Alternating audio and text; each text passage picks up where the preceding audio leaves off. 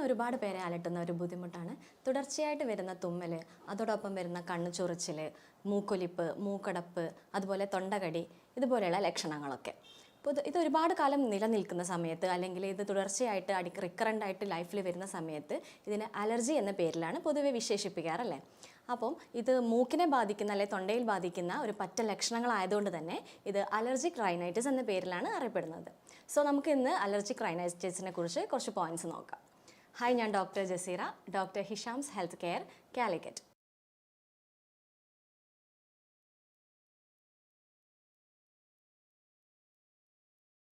ഈ പൊതുവെ ആളുകൾക്കുള്ള ഒരു ധാരണ എന്താണെന്ന് വെച്ചാൽ, രോഗപ്രതിരോധ ശേഷി കുറയുന്ന ആളുകൾക്കാണ് ഇതുപോലെയുള്ള അലർജി കൂടുതലായിട്ട് കാണുന്നത് എന്നാണ്.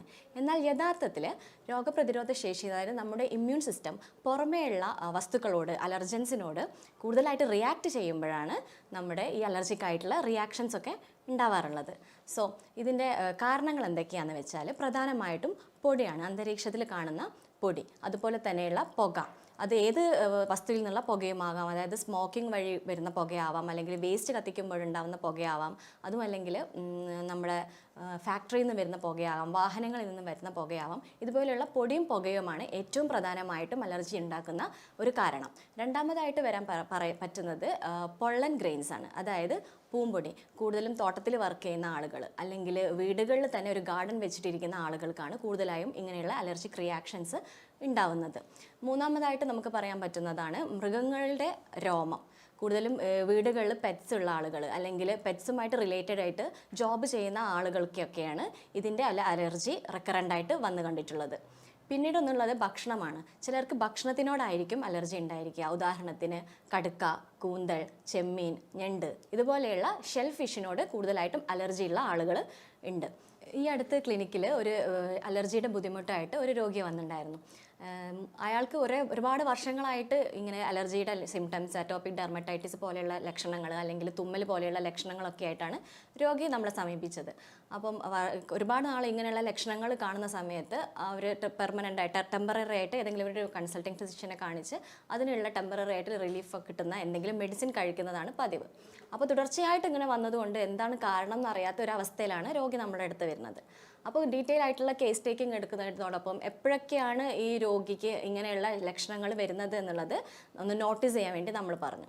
അപ്പം അതിൽ നിന്ന് മനസ്സിലായത് എന്താണെന്ന് വെച്ചാൽ, ഈ രോഗിക്ക് ഷെൽഫിഷിനോടാണ് അലർജി ഉള്ളത്. ഇത് നേരത്തെ പറഞ്ഞ പോലെ കടുക്ക, ചെമ്മീൻ പോലെയുള്ള ഷെൽഫിഷ് കഴിക്കുന്ന സമയത്ത് മാത്രമാണ് ഇയാൾ ഇങ്ങനെയുള്ള അലർജിക് റിയാക്ഷൻസ് കാണിക്കുന്നത് എന്നുള്ളത് അപ്പോഴാണ് തിരിച്ചറിഞ്ഞത്.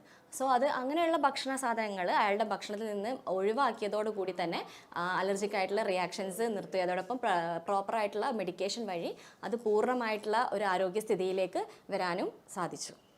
ഇനി ഇതിൻ്റെ ലക്ഷണങ്ങൾ എന്തൊക്കെയാണെന്ന് നോക്കാം. പ്രധാനമായും തുമ്മലാണ്. നേരത്തെ പറഞ്ഞ പോലെ അടിക്കടി തുമ്മൽ വരിക. ചെറിയ ഒരു പൊടി തടിക്കുമ്പോഴേക്ക്, അല്ലെങ്കിൽ വാഹനത്തിൽ യാത്ര ചെയ്യുമ്പോഴേക്ക്, അല്ലെങ്കിൽ വീടൊന്ന് വൃത്തിയാക്കുമ്പോഴേക്ക് തുമ്മൽ വന്ന് കൺട്രോൾ ചെയ്യാൻ പറ്റാത്ത രീതിയിൽ ശ്വാസം മുട്ടുന്ന ഒരവസ്ഥയിലേക്ക് വരെ വരുന്നതായിട്ട് കണ്ടുവരാറുണ്ട്. അതുപോലെ തുമ്മൽ വന്ന് അതുപോലെ മൂക്കുന്നും വെള്ളം പോലെയുള്ള മൂക്കൊലിപ്പ് വരിക, കൂടാതെ മൂക്കടപ്പ് വരിക, ഇതാണ് പ്രധാനപ്പെട്ട ലക്ഷണങ്ങൾ. അതുകൂടാതെ തൊണ്ടകടി, ഉൾനാക്കിൽ ചൊറിച്ചിൽ, അതുപോലെ കണ്ണിന് ചൊറിച്ചിൽ വരിക, കണ്ണ് ചുവന്ന് തടിക്കുക, കൺതടം വീർക്കുക, ഇതുപോലെയുള്ള ലക്ഷണങ്ങളും ചില രോഗികൾ കാണിക്കാറുണ്ട്. ഇതൊരിക്കലും മാറാ രോഗമല്ല. പല ആളുകളും ധരിച്ചു വെച്ചിരിക്കുന്നത് ഈ അലർജി ഉണ്ടെങ്കിൽ, അല്ലെങ്കിൽ ഞാൻ അലർജിക്കാണ്, എനിക്ക് അലർജി ഉണ്ട് എന്ന് പറഞ്ഞ് അതൊരു ഹാബിറ്റായിട്ട് കൊണ്ട് നടക്കുന്നതാണ് കാണാറുള്ളത്. ഇതൊരിക്കലും പക്ഷേ ഒരു മാറാ രോഗമല്ല. പ്രോപ്പറായിട്ട് ഡയഗ്നോസ് ചെയ്ത് എന്തുകൊണ്ടാണ് ഇയാൾക്ക് അലർജി വരുന്നത്, എന്തൊക്കെ ചെയ്യുമ്പോഴാണ്, എന്തെങ്കിലും ഭക്ഷണം കഴിക്കുമ്പോഴാണോ, അല്ലെങ്കിൽ എന്തെങ്കിലും പെറ്റ്സ് അലർജി ആണോ, പൊള്ളൻ അലർജി ആണോ എന്നുള്ളത് പ്രോപ്പറായിട്ട് ഡയഗ്നോസ് ചെയ്ത് അത് അവോയ്ഡ് ചെയ്ത് അതോടൊപ്പം പ്രോപ്പറായിട്ടുള്ള ഒരു ട്രീറ്റ്മെൻറ്റ് എടുക്കുന്നതോടുകൂടി പൂർണ്ണമായിട്ടും ഇതിൽ നിന്ന് മുക്തരാവുന്ന രോഗികളും ധാരാളമായിട്ടുണ്ട്. അപ്പോൾ നമ്മളിത് പ്രോപ്പറായിട്ടുള്ള ടൈമിൽ ഡയഗ്നോസ് ചെയ്യാതെ ഇത് ഹാബിറ്റായിട്ട് കൊണ്ട് നടക്കുന്നതോടെ ഒരുപാട് കോംപ്ലിക്കേഷൻസ് ഈ രോഗികളിൽ കണ്ടുവരുന്നുണ്ട്. ഈ അടുത്ത് ക്ലിനിക്കിൽ ദശയായിട്ട് ഒരു രോഗി വന്നിട്ടുണ്ടായിരുന്നു. അപ്പം ഇതിന് മുമ്പ് ദശ വന്നിട്ട് അവർ അത് ട്രീറ്റ്മെൻറ്റ് ചെയ്ത്, അല്ലെങ്കിൽ സർജിക്കലി അത് റിമൂവ് ചെയ്ത് വീണ്ടും ദശ വന്നിട്ടാണ് അവർ നമ്മുടെ അടുത്ത് വരുന്നത്. അപ്പോൾ നമ്മൾ ഡീറ്റെയിൽ ആയിട്ട് കേസ് ടേക്കിംഗ് ചെയ്ത സമയത്ത് മനസ്സിലായത് എന്താണെന്ന് വെച്ചാൽ, ഇയാൾ ഒരു അലർജിക് പേഷ്യൻ്റാണ്. ഇയാൾ അലർജി, സ്ഥിരമായിട്ട് തുമ്മൽ, മൂക്കൊലിപ്പ്, മൂക്കടപ്പ് സ്ഥിരമായിട്ട് ഹാബിറ്റായിട്ട് കൊണ്ട് നടക്കുന്ന ഒരു രോഗിയാണ്. പക്ഷേ അയാൾ അതൊരു രോഗമായിട്ട് കണക്കാക്കാതെ, അതൊരു ട്രീറ്റ്മെൻറ്റ് എടുക്കാതെ അത് ഇങ്ങനെ കൊണ്ട് കൊണ്ട് നടന്ന് പിന്നീട് അതിൻ്റെ കോംപ്ലിക്കേഷൻ ആയിട്ടാണ് ഈ ദശ അയാൾക്ക് വീണ്ടും വന്നിട്ടുള്ളത്. അപ്പോൾ നമ്മൾ ആദ്യം ഈ അലർജിക്ക് വേണ്ടിയിട്ടുള്ള ട്രീറ്റ്മെൻറ്റ് ചെയ്ത് അത് പൂർണ്ണമായിട്ടും ഭേദമായതോട് കൂടിയിട്ട് ഇയാളുടെ ദശയിൽ നിന്ന് ഇയാൾ മോചിതനായിട്ടാണ് കാണുന്നത്. ദശ കൂടാതെ മറ്റ് കോംപ്ലിക്കേഷൻസ് എന്തൊക്കെയാണെന്ന് വെച്ചാൽ ചെവി രണ്ടും അടഞ്ഞു പോയിട്ട് സ്മെല്ല് കിട്ടാത്ത ഒരവസ്ഥ. ഇതും ഈ അലർജിയുടെ സൈഡ് എഫക്റ്റ് ആണെന്ന് പലരും തിരിച്ചറിയാത്ത ഒരു കണ്ടീഷനാണ്. പലരും ക്ലിനിക്കിലേക്ക് വരുമ്പോൾ സ്മെല്ല് കിട്ടുന്നില്ല, ഗന്ധം അറിയാൻ പറ്റുന്നില്ല എന്നൊരവസ്ഥയായിട്ടാണ് അവർ വരുന്നത്. അപ്പോൾ അവരുടെ വല്ല ഒബ്സ്ട്രക്ഷൻ കാരണമോ എന്തെങ്കിലും പോളിപ്പ് കാരണമോ ഒക്കെയാണ് അവർ കരുതിയിരിക്കുന്നത്. പക്ഷേ യഥാർത്ഥത്തിൽ ഇത് ഒരു അലർജി ചികിത്സിക്കാതെ അങ്ങനെ കൊണ്ടു നടക്കുന്നത് വഴി വരുന്ന ഒരു സ്മെല്ല് കിട്ടാത്ത ഒരവസ്ഥയാണ്. ഇതിനും നമ്മൾ അലർജിയുടെ ട്രീറ്റ്മെൻറ്റാണ് എടുക്കേണ്ടത്. പിന്നെ കൂടാതെ നേരത്തെ പറഞ്ഞ പോലെ കണ്ണിന് വീക്കം വരിക എന്ന് പറഞ്ഞല്ലോ, അതുപോലെ കണ്ണിന് വീക്കം വന്ന് പിന്നെ ഡാർക്ക് സർക്കിൾസ് ആയിട്ട് മാറുന്ന ഒരു കണ്ടീഷൻസ് വരാറുണ്ട്. ഇതും നേരത്തെ പറഞ്ഞ പോലെ തന്നെ രോഗികൾ നമ്മളടുത്ത് വരുന്നത് ഈ ഡാർക്ക് സർക്കിൾസ് ട്രീറ്റ്മെൻറ്റ് ആവശ്യപ്പെട്ടുകൊണ്ടായിരിക്കും. പക്ഷേ നമ്മൾ എന്തെങ്കിലും എക്സ്റ്റേണലി അപ്ലൈ ചെയ്തത് കൊണ്ടോ അല്ലെങ്കിൽ ഡാർക്ക് സർക്കിൾസിന് എന്തെങ്കിലും ക്രീം അപ്ലൈ ചെയ്ത് കൊണ്ടോ ഒന്നും ഈ ഡാർക്ക് സർക്കിൾസ് പൂർണ്ണമായിട്ടും മാറും വരില്ല. കാരണം അതിൻ്റെ ബേസിക് ആയിട്ടുള്ള റീസൺ എന്ന് പറയുന്നത് ഇവർക്കുള്ള അലർജി ആയിരിക്കും. കണ്ണ് സ്ഥിരമായിട്ട് തിരുമ്മി വരുന്ന അവിടെയുള്ള സെൽസിന് ബ്രേക്കേജ് വരുമ്പോൾ ഉണ്ടാവുന്ന ആ ഒരു ഡാർക്ക് സർക്കിൾസ് ആയിരിക്കും. അതുകൊണ്ട് തന്നെ ഇത് അലർജീൻ്റെ ട്രീറ്റ്മെൻറ്റ് എടുത്ത് അലർജി പൂർണ്ണമായിട്ടും ഭേദമാകുന്നതോടുകൂടി ഈ ഡാർക്ക് സർക്കിൾസും ഇല്ലാതാവുന്നത് ഒരുപാട് കേസുകളിൽ കണ്ടിട്ടുണ്ട്. പിന്നെ ഈ അലർജനുമായിട്ട് നമ്മൾ സമ്പർക്കത്തിൽ വന്ന് കുറഞ്ഞ മിനിറ്റുകൾക്കുള്ളിൽ തന്നെ അലർജിക്കായിട്ടുള്ള റിയാക്ഷൻസ് ഉണ്ടാവും. അപ്പം അത് ഒരുപാട് ദൈനംദിന ആക്ടിവിറ്റീസിനെ ബാധിക്കുന്നതായിട്ട് കാണിക്കുന്നുണ്ട്. അത് ഏത് പ്രായക്കാർക്ക് വേണമെങ്കിലും അലർജിക് റൈനൈറ്റിസ് ഉണ്ടാവാം. ചെറിയ കുട്ടികൾ മുതൽ വളരെ പ്രായമായ ആളുകൾക്ക് വരെ ഇതുപോലെയുള്ള ബുദ്ധിമുട്ടുകൾ ഉണ്ടാവും. അപ്പം കുട്ടികൾക്കാണെങ്കിൽ അത് അവരുടെ പഠനത്തിനെ വളരെ സാരമായിട്ട് ബാധിക്കും. അതുപോലെ മുതിർന്നവർക്കാണെങ്കിൽ ദൈനംദിന ജീവിതത്തെ ബാധിക്കും, അതുപോലെ അവരുടെ ജോലിയെ ബാധിക്കും, പൊതുവെ ഉറക്കിനെ ബാധിക്കും. അതുവഴി വിശപ്പില്ലായ്മ പോലെയുള്ള ലക്ഷണങ്ങളൊക്കെ ഉണ്ടാവാറുണ്ട്. അപ്പം എത്രയും പെട്ടെന്ന് ഇത് ഡയഗ്നോസ് ചെയ്ത് പൂർണ്ണമായിട്ടും ഭേദമാക്കേണ്ടത് വളരെ അത്യാവശ്യമായിട്ടുള്ള ഒരു കാര്യമാണ്.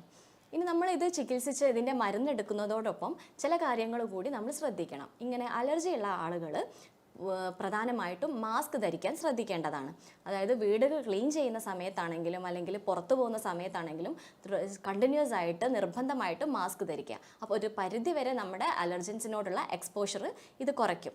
പിന്നെ ഒന്നുള്ളത് ക്ലെൻലിനെസ് ആണ്. വീടും നമ്മൾ കിടക്കുന്ന ബെഡ്റൂം ആണെങ്കിൽ ബെഡ്ഷീറ്റ് അതുപോലെ കേർട്ടൻസ് ഒക്കെ റിക്കറൻ്റായിട്ട് എപ്പോഴും വാഷ് ചെയ്ത് പൊടിയില്ല എന്നുള്ളത് ഉറപ്പ് വരുത്തുക.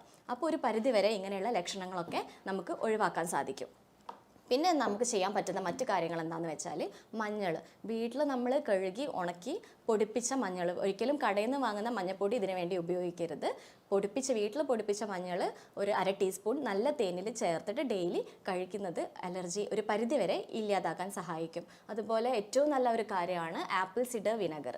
ഈ ആപ്പിൾ സിഡർ വിനെഗർ നമ്മൾ ഒരു ഗ്ലാസ് വെള്ളത്തിൽ 1 teaspoon apple cider vinegar mix ചെയ്തിട്ട് ഡെയിലി ഒരു ഗ്ലാസ് കഴിക്കുകയാണെങ്കിൽ അലർജിക് ആയിട്ടുള്ള സിംറ്റംസ് ഒരു പരിധി വരെ നമുക്ക് കൺട്രോൾ ചെയ്യാൻ സാധിക്കും. അതുപോലെയുള്ള ഏറ്റവും പ്രധാനപ്പെട്ട ഒന്നാണ് പ്രോബയോട്ടിക്സ്, അതായത് മോര്, തൈര്, യോഗേർട്ട് പോലെയുള്ളവ. ഇത് നമ്മൾ ഭക്ഷണത്തിൽ സ്ഥിരമായിട്ട് ഉൾപ്പെടുത്തുകയാണെങ്കിൽ നമ്മുടെ ശരീരത്തിലുള്ള നല്ല ബാക്ടീരിയാസിനെ പ്രൊഡ്യൂസ് ചെയ്യാൻ വേണ്ടിയിട്ട് ഇത് സഹായിക്കും. പിന്നെ ഒന്നുള്ളത് omega-3 ഫാറ്റി ആസിഡ്സ് ആണ്. അതായത് നമ്മൾ ചെറിയ മത്സ്യങ്ങൾ, അതുപോലെ മത്തി, ചൂര പോലെയുള്ള ചെറിയ മത്സ്യങ്ങളിൽ ഈ omega-3 ഫാറ്റി ആസിഡ്സ് ധാരാളമായിട്ടുണ്ട്. അത് സ്ഥിരമായിട്ട് നമ്മൾ ഭക്ഷണത്തിൽ ഉൾപ്പെടുത്തുക. ഇത് കഴിക്കാൻ പറ്റാതെ, അതായത് മത്സ്യം കഴിക്കാത്ത ആളുകളാണെങ്കിൽ നിർബന്ധമായിട്ടും omega-3 ഫാറ്റി ആസിഡ്സിൻ്റെ ഫിഷ് ഓയിൽ വരും. ഫിഷ് ഓയിൽ സപ്ലിമെൻറ്റ്സ് ഡെയിലി രാവിലെ ബ്രേക്ക്ഫാസ്റ്റിന് ശേഷം ഒരു ടാബ്ലറ്റ് വെച്ച് കഴിക്കേണ്ടത് വളരെ നിർബന്ധമായിട്ടുള്ള ഒരു കാര്യമാണ്. പിന്നെ ചില ഫ്രൂട്ട്സ്, വെജിറ്റബിൾസ് ഒക്കെ നമ്മൾ ഭക്ഷണത്തിൽ സ്ഥിരമായിട്ട് ഉൾപ്പെടുത്തുകയാണെങ്കിൽ ഇതുപോലെയുള്ള ലക്ഷണങ്ങൾ കുറഞ്ഞു വരുന്നതായിട്ട് കാണുന്നുണ്ട്. പ്രധാനമായും പേരയ്ക്ക, മാതളം, സ്ട്രോബെറി, അതുപോലെ ബ്രോക്കോളി, ക്യാപ്സിക്കം ഇതുപോലെയുള്ളതൊക്കെ ഭക്ഷണത്തിൽ ധാരാളമായിട്ട് ഉൾപ്പെടുത്താൻ ശ്രമിക്കുക. ആവി പിടിക്കുന്നത് വളരെ നല്ലതാണ്. ഒരു നുള്ളു ഉപ്പോ അല്ലെങ്കിൽ ഒരു നുള്ളു മഞ്ഞളോ ചേർത്ത വെള്ളം ചൂടാക്കി സ്ഥിരമായിട്ട് കിടക്കുന്നതിന് മുമ്പായിട്ടും അതുപോലെ രാവിലെ എഴുന്നേറ്റ ഉടനെ 2 നേരം വെച്ചിട്ട് ഇങ്ങനെ അലർജിയുള്ള ആളുകൾ സ്ഥിരമായിട്ട് ആവി പിടിക്കുകയാണെങ്കിൽ ഒരു പരിധി വരെ അവരെ ഈ അലർജിയിൽ നിന്ന് പ്രൊട്ടക്റ്റ് ചെയ്യും. അതുപോലെ ധാരാളമായിട്ട് വെള്ളം കുടിക്കാൻ ശ്രമിക്കുക. ബോഡി എപ്പോഴും ഹൈഡ്രേറ്റ് ആയിക്കൊണ്ടിരിക്കുന്ന സമയത്ത് നമുക്ക് അലർജിക് റിയാക്ഷൻസ് വളരെ കുറഞ്ഞു വരുന്നതായിട്ട് കാണുന്നുണ്ട്. ഡെയിലി ഒരു 8 മുതൽ 10 ഗ്ലാസ് വരെ വെള്ളം നിർബന്ധമായിട്ടും കുടിക്കുന്നുണ്ട് എന്നുള്ളത് ഈ അലർജിക് ആയിട്ടുള്ള രോഗികൾ ഉറപ്പ് വരുത്തേണ്ട ഒരു കാര്യമാണ്. ഇനി ഈ അലർജി ഉള്ള ആളുകൾ ഭക്ഷണത്തിൽ അവോയ്ഡ് ചെയ്യേണ്ടത് എന്തൊക്കെയാണെന്ന് വെച്ചാൽ കൂടുതലും ഉപ്പടങ്ങിയ ഭക്ഷണം. അപ്പോൾ ആളുകൾ വിചാരിക്കും ഉപ്പ് നല്ലതാണല്ലോ, ഉപ്പിട്ട് ആവി പിടിച്ചാൽ നല്ലതാണല്ലോ എന്ന്. പക്ഷേ നമ്മുടെ ഈ ഭക്ഷണത്തിൽ സോൾട്ട് ഇൻടേക്ക് ചെയ്യുന്ന സമയത്ത് നമ്മുടെ ശരീരത്തിൽ ഒരുപാട് നീർക്കെട്ട് വരാനുള്ള സാധ്യതയുണ്ട്. എസ്പെഷ്യലി ഈ സോൾട്ടഡ് ആയിട്ടുള്ള അച്ചാറുകൾ, അതുപോലെ ഉണക്കമീൻ, ഇങ്ങനെയുള്ള സാധനങ്ങളൊക്കെ പൂർണ്ണമായിട്ടും അവോയ്ഡ് ചെയ്യുന്നതാണ് ഏറ്റവും ഉത്തമം. അതുപോലെ കൂടുതൽ മസാല ചേർത്ത ഭക്ഷണങ്ങൾ ഒഴിവാക്കാൻ ശ്രമിക്കുക. അത് കാരണം നമ്മുടെ ശരീരത്തിലെ അസിഡിറ്റി കൂട്ടിയിട്ട് അത് അലർജിയായിട്ട് വരുന്നതും കാണാറുണ്ട്. അതുപോലെ ഷുഗർ, അതായത് പ്രോസസ്ഡ് ഷുഗറോ അല്ലെങ്കിൽ ഷുഗർ അടങ്ങിയ ഭക്ഷണ പദാർത്ഥങ്ങൾ, അതുപോലെ കാർബോഹൈഡ്രേറ്റ് ഒക്കെ ഒരു പരിധി വരെ കുറയ്ക്കുകയാണെങ്കിൽ നമുക്ക് ഈ അലർജിയിൽ നിന്നിട്ടുള്ള ലക്ഷണങ്ങൾ കുറേ റെഡ്യൂസ് ആയിട്ട് കണ്ടുവരുന്നുണ്ട്. അപ്പോൾ ഈ പറഞ്ഞ കാര്യങ്ങളിൽ എന്തെങ്കിലും സംശയം ഉണ്ടെങ്കിൽ നിങ്ങൾക്ക് താഴെ കാണിക്കുന്ന നമ്പറിൽ കോൺടാക്റ്റ് ചെയ്യാവുന്നതാണ്. അപ്പോൾ അടുത്തൊരു വീഡിയോയുമായിട്ട് വീണ്ടും കാണാം. ബൈ.